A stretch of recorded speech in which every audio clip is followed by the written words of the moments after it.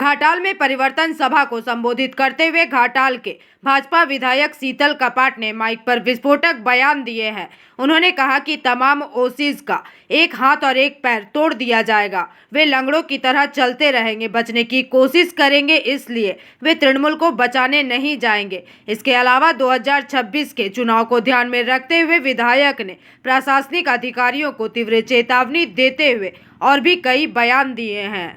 আমরা যারা দেবদেবীর পুজো করি, আমরা যারা সনাতনী হিন্দু, দেখবেন যখন দুর্গা পুজো হয় ষষ্ঠীর দিনে এক রকমের বাজনা বাজে, সপ্তমীর দিনে আরেক রকম, অষ্টমীর দিনে আরেক রকম, নবমীর দিনে আরেক রকম, আর দশমীর দিনে ঠাকুর থাকবে কতক্ষণ, ঠাকুর যাবে বিসর্জন।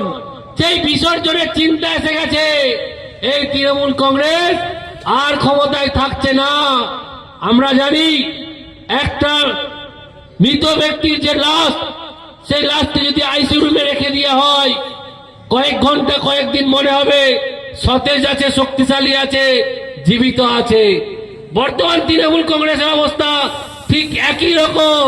2021-এ চুরি করে, রিগিং করে, ছাপ্পা দিয়ে পিকেট টিমকে কাজে লাগিয়ে তৃতীয়বারের জন্য 21-এ ক্ষমতায় আসছে।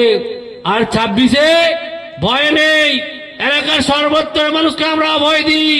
তৃণমূলের কোনো দাদা থাকবে না চুরি করার জন্য, তৃণমূলের কোনো দাদা থাকবে না সন্ত্রাস করার জন্য। ভারতীয় জনতা পার্টির কার্যকর্তা, পশ্চিম বাংলার মা বোনেরা, পশ্চিম বাংলার শিক্ষিত যুবক সমাজ, পশ্চিম বাংলার কৃষক বন্ধু অন্নদাতারা তৈরি হয়ে গেছে।